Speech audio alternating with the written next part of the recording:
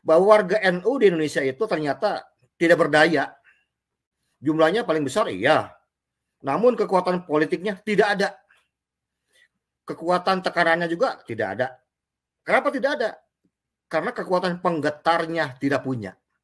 Jumlah kiai dan ulamanya paling banyak, iya. Jumlah pengusahanya paling banyak, iya.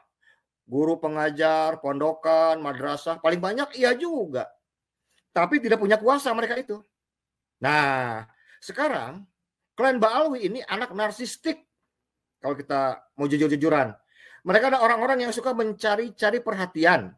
Tapi mereka yang sering menyalahkan pemerintah, pejabat, termasuk ulama-ulama NU yang selama ini justru memberikan panggung terhadap mereka. Mengapa mereka sekarang berani seperti itu, menjadi narsis, begitu pede, begitu yakin? Karena mereka memiliki kuasa, kekuatan politik, dan kekuatan penggetar.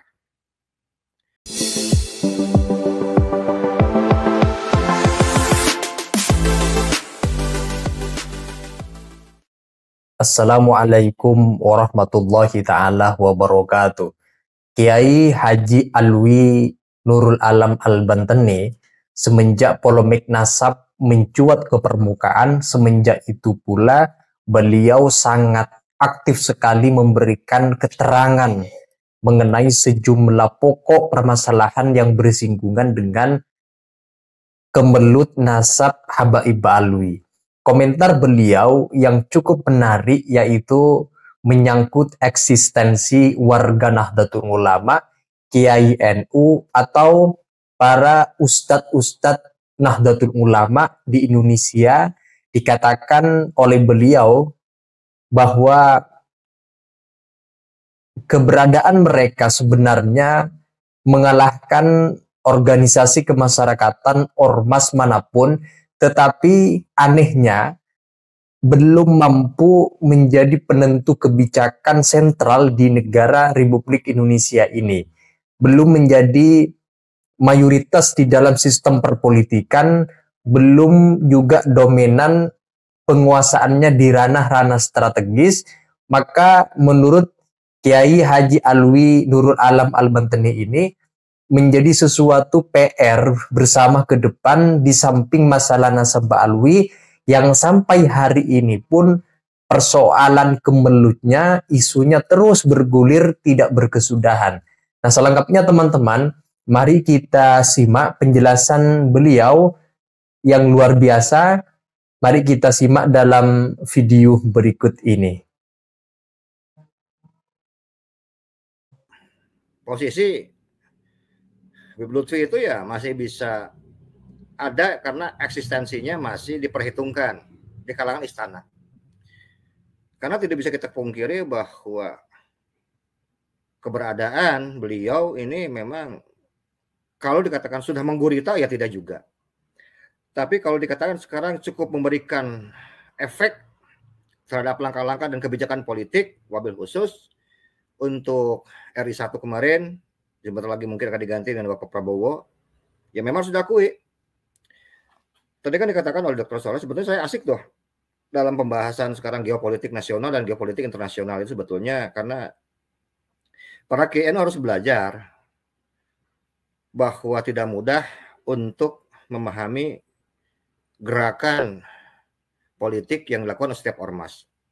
Karena tidak ada sebuah ormas yang apalagi yang bisa yang sangat besar, memberikan pengaruh yang cukup besar untuk memberikan fatwa, kebijakan atau keputusan dalam berbangsa dan bernegara, wabil khusus seperti Nahdlatul Ulama, semua pasti akan berhubungan dengan geopolitik nasional dan geopolitik internasional. Tadi sudah dibahas, sedikit disinggung oleh Dr. Soleh bahwa di mata Presiden Vladimir Putin bahwa yang menjadi sosok sekarang Ahlussunnah itu yang dimunculkan adalah tokohnya adalah Habib Umar bin Hafid dari Yaman. Ini tanpa kita sadari bahwa yang mendukung sekarang keberadaan Habib Umar bin Hafid adalah orang NU itu sendiri sebetulnya. Harusnya kenapa bukan orang NU sekarang yang disorot oleh Bapak Putin, Presiden Putin, tapi justru orang lain. Ya. Dan saya yakin bahwa Presiden Putin sudah tahu lah tentang gonjang-ganjing tentang polemik nasabah Alawi ini yang ada di Indonesia. Saya pikir Dr. Soleh cukup dekat hubungannya dengan Pak Putin, jadi kan bisa nanti disampaikan kepada beliau ya kan begitu. Itu yang pertama. Yang kedua, yang ingin saya katakan juga, ingin menambahkan saja sedikit sebetulnya, bahwa warga NU di Indonesia itu ternyata tidak berdaya. Jumlahnya paling besar iya, namun kekuatan politiknya tidak ada. Kekuatan tekanannya juga tidak ada. Kenapa tidak ada? Karena kekuatan penggetarnya tidak punya. Jumlah kiai dan ulamanya paling banyak iya. Jumlah pengusahanya paling banyak iya. Guru pengajar, pondokan, madrasah paling banyak iya juga. Tapi tidak punya kuasa mereka itu. Nah, sekarang klan Ba'alwi ini anak narsistik. Kalau kita mau jujur-jujuran. Mereka ada orang-orang yang suka mencari-cari perhatian. Tapi mereka sering menyalahkan pemerintah, pejabat, termasuk ulama-ulama NU yang selama ini justru memberikan panggung terhadap mereka. Mengapa mereka sekarang berani seperti itu, menjadi narsis, begitu pede, begitu yakin? Karena mereka memiliki kuasa, kekuatan politik, dan kekuatan penggetar.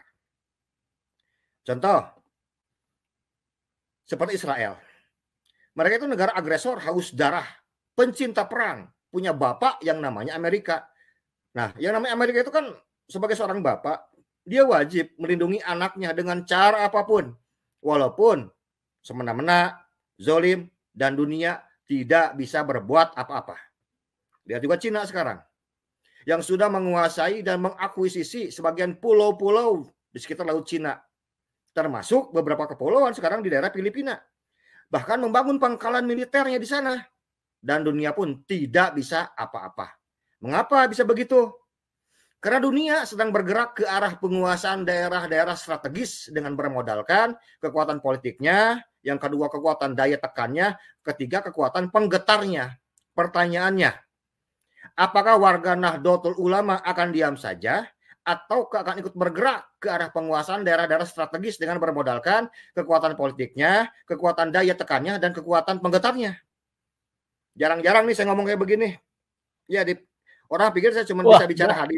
Satu ini. Bicara sejarah tentang ya, di mana warga NU? Dunia sedang bergerak ke arah sana. Tadi kan sudah dibuka, diberikan mukadimah tadi sebetulnya dengan bagus itu oleh Dr. Soleh. Jadi semua sedang bergerak sekarang kepada penguasaan daerah-daerah strategis. Kenapa? Ya, di sana ada cuan. Ada cuan. Di sana ada pangkat, jabatan. Kalau sekarang Abah Lutfi sekarang dengan pada hari ini sekarang berusaha mengadakan pertemuan Silatnas pada tanggal 12 nanti, ya kan begitu. Tadi kan sudah dikatakan oleh Pak Taufik, ini cek-cek kedalaman omak, ya kan begitu. Ini seberapa dalam omak. Kalau saya justru melihatnya sebagai mantan Rois Jatman, Rois Kota Bandung, ini hanya ingin menghabiskan masa akhir kerjanya. Karena beliau tahu kok bahwa ini akhir jabatan beliau. Daripada sekarang tidak dibawa, ya mending dibawa. Walaupun sedikit kan begitu. Sisa-sisa umur beliau dan sisa-sisa sekarang kejayaan beliau yang memang runtuhnya ini sudah banyak sekali. Ini kan di akhir jabatan beliau. Oleh karena itu ini test case, betul test case. Tapi walaupun sekarang andaikan yang datang itu banyak, tetap saja. Karena pada hakikatnya bahwa kejayaan manusia itu yang pertama itu kan bisa hilang dengan ketiadaan umur. Yang kedua, dengan adanya kebijakan dari pemegang kebijakan itu sendiri. Jadi kalau saya nggak khawatir bahwa suatu saat Indonesia akan kembali betul-betul merdeka, terbebas dari semua kebijakan dan politik hadromi, sehingga sekarang kita bisa memunculkan kembali Islam Nusantara dan politiknya yang memang harus dibumikan. Hanya tadi pertanyaannya, orang NU mau nggak sekarang? Mereka menggunakan kekuatan politiknya, memiliki daya tekan, dan sekarang memiliki kekuatan penggetarnya. Kalau tanpa itu sepertinya sulit. Karena itu NU terus dipecah belah, dibikin ricuh, dibikin rame terus. Karena mereka tahu ketika sekarang sebuah ormas, sebuah kekuatan komunitas keagamaan mampu menguasai 3 perkara ini, oh dia akan menjadi sebuah kekuatan yang besar. Kan inilah salah satu materi saya juga sebetulnya Pak Yusuf untuk nanti di Banyuwangi dan di Bali ya. Kita akan membahas masalah ini dalam tinjauan sekarang geopolitik nasional, geopolitik internasional, juga dalam kajian sekarang politik intelijen, bahwa kita sebagai warga Nahdlatul Ulama, mobil khusus kepada saudara saya dari Bani Wali Songo, harus sudah mulai bergerak ke sana untuk penguasaan daerah-daerah strategis. Kalau enggak, ini akan habis semua. NU hanya akan menjadi seorang mukallid, bukan menjadi seorang mustahid. Oh jangan. Kita harus menjadi mustahid, walaupun mustahid kecil, nggak apa-apa. Daripada menjadi mukallid besar, jauh lebih baik menjadi mukallid kecil. Alhamdulillah, langsung disambut. Memang ke sana arahnya. Itu penggetarnya. Kan penggetar itu nomor 3. Iya betul. Sekarang dibalikan. Bahwa daya penggetar ini harus menjadi nomor 1. Setelah punya daya penggetar ini baru ada daya tekan. Dengan daya tekan maka otomatis nanti kita akan memiliki kekuatan politik dengan sendirinya, akan berdatangan itu. Insya Allah nanti Pak Dr. Solo dipaham lah kalau masalah ini. Jadi ini akan kita bahas dengan kawan-kawan. Penggetaran kita sudah ada, kita sudah punya materi yang luar biasa. Ini mampu menggetarkan semua. Hanya harus di-manage, harus diracik dengan indah, dengan keren, dengan masif. Tanpa ini semua, mustahil kita akan memiliki daya tekan terhadap pemerintah nanti, masuk kepada Bapak Prabowo. Nanti kalau sudah masuk ke arah sana, nanti akan datang dukungan-dukungan politik untuk gerakan ini. Karena walaupun bagaimana, kita semua adalah kiai-kiai dan ulama-ulama Nusantara yang sangat mencintai bangsa ini. Ya kalaupun sekarang mau bagi, ya bagi-bagi dong sekarang kuehnya. Wong kita juga kan anak bangsa, punya jasa. Iyalah. Kalau bicara politik mah ya bicara kue sebetulnya malah. Ya nggak usah bulat-belit kemana-mana. Ya udah itu masalah kebijakan, masalah program, masalah proyek. Ya bagi-bagi dong dengan kami. Sama-sama anak bangsa kok. Ya kan gitu. Dan jelas NU itu paling besar jasanya kalau kita bicara masalah dakwah keislaman, Islam Nusantara. Mereka mampu sekarang merajut ukhuwah Islamiyah, merajut sekarang semua perbedaan Bhinneka Tunggal Ika. Kita mengesampingkan kok tentang siapapun yang beragama di Indonesia boleh. Bahkan di Indonesia itu orang nyembah batu aja boleh sebetulnya. Yang penting jangan pernah mengganggu ideologi Pancasila, ideologi Bhinneka Tunggal Ika, dan ideologi keberagaman di Nusantara sebetulnya. Doa Pak Yusuf. Ya. Kiai Haji Alwi Nurul Alam Al-Banteni.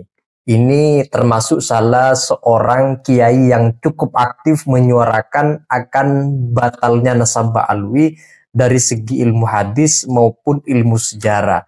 Tidak tanggung-tanggung, beliau sangat banyak mengoleksi literatur yang dijadikan sebagai pembantah dari klaim Mbak Alwi akan nasab mereka yang disambung-sambungkan ke nasab baginda Nabi Muhammad SAW.